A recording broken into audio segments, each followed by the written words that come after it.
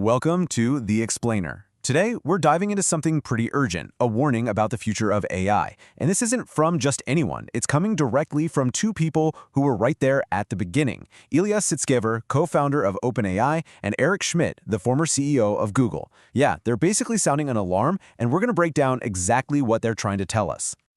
So let's just start with this. This is a quote from Ilya Sutskever, and it's pretty stark. He says, "You all live in the most unusual time ever." Now, he's not just being dramatic here. He genuinely believes that this moment, right now, is fundamentally different from any other time in history. And it's all because of one single world-altering technology. Look, you might think you get AI because, you've played around with a chatbot, but Sutskever's warning, it's not about the stuff we have today. Not at all. He's saying the real challenge is what's coming, what's just over the horizon. He calls it unprecedented and extreme. Basically, the AI we see now, that's just the first little tremor before the whole ground starts to shake. All right, let's dig into his core argument. Why is this AI revolution so different? We've had the Industrial Revolution, we've had the Internet. What makes this one a whole different ballgame? Well, the reason he gives is it's actually both incredibly simple and really, really profound. And you might be thinking, okay, but is this super-level AI even possible? And that's a totally fair question, right? It's one thing to talk about some sci-fi future, but it's another thing to actually believe it's going to happen. Sutskever gets that, and he tackles this skepticism head-on with a piece of logic that's surprisingly simple. And here it is. This is his core logic, and it all boils down to one powerful idea. He says he's certain that this kind of powerful AI isn't just possible, it's inevitable. Why? Because we already have a proof of concept, our own brain. Think about it. If a biological computer, our brain, can produce intelligence, why can't a digital one do the same thing? He argues it's just a matter of time. And this single idea, it's the foundation for everything else we're about to talk about. And let me be super clear here. We are not just talking about AI automating spreadsheets or writing your emails for you. No, he is talking about a future where AI can learn anything a human can learn. It could replicate the entire spectrum of our capabilities. A world like that changes absolutely everything. Okay, so that's the why. Let's shift gears to the when. And for this, we turn to Eric Schmidt, the former CEO of Google. He lays out a timeline that is, frankly, shockingly fast.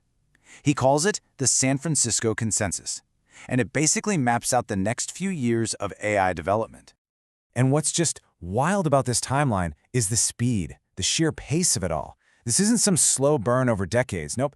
It kicks off with huge disruptions in really skilled jobs within just 1 year. And from there, it accelerates, really accelerates, to levels of intelligence that are kind of hard for our brains to even wrap around.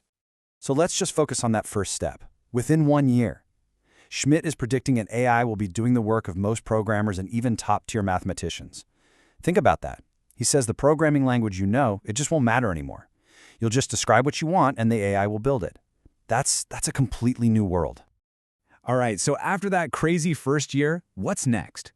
The next big milestone on this timeline is the arrival of something called AGI, or Artificial General Intelligence. And this is where things start to get even more transformative. So what is AGI? Well, it stands for Artificial General Intelligence. And that word, general, is the key.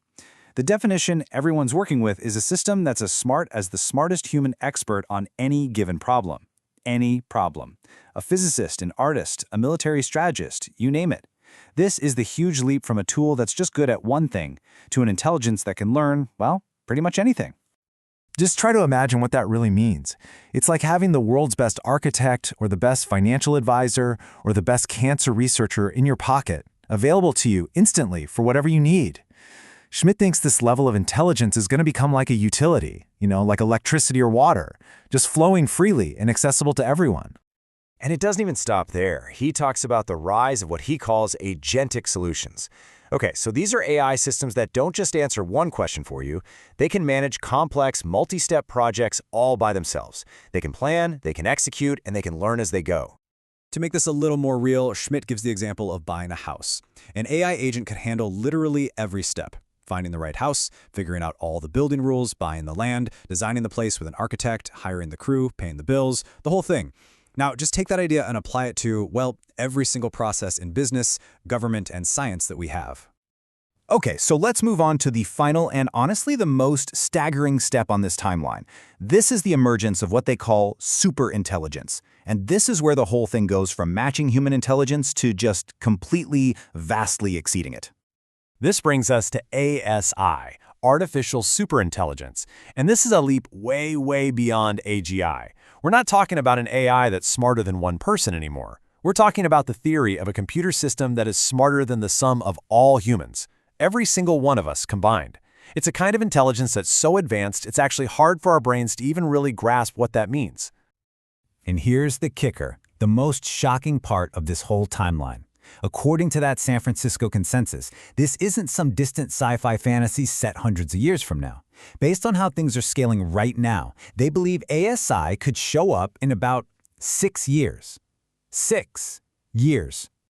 But how? How is that even possible? Well, the engine driving this insane speed is a concept called recursive self-improvement. This is the crucial tipping point. It's when the AI starts writing its own code to make itself smarter, and then that smarter version makes an even smarter version, and so on. It kicks off this exponential intelligence explosion that just doesn't need humans in the loop anymore. Okay, so we've just walked through this incredible, kind of terrifying timeline. Let's circle all the way back to Ilya Sutskever for maybe the most important question of all. What in the world are we supposed to do about any of this?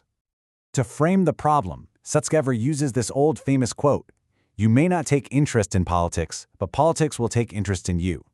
It's a perfect metaphor for our relationship with this technology, right? Some things are just so big, so powerful, that they are going to affect you whether you pay attention to them or not. And his point is that this applies to AI many times over. Ignoring this is simply not an option. Its impact is going to be unavoidable, it's going to be huge, and he calls it the greatest challenge humanity has ever faced. That's not a small statement. So what can you do? What can I do? His call to action is surprisingly down to earth. It's not about becoming some AI genius overnight. It's a 3-step process, and it starts with something simple. Just pay attention. Use the AI that's out there today. See what it can do. Get a feel for it. And as you watch it get better and better over the next couple of years, you'll start to build an intuition for its real power. And that intuition, he says, that's what's going to give all of us the energy we need to actually tackle the huge challenges that are coming. So we'll leave you with this. The people who are actually building this technology, the ones on the absolute inside, are telling us this future is coming, and it's coming way faster than most of us realize.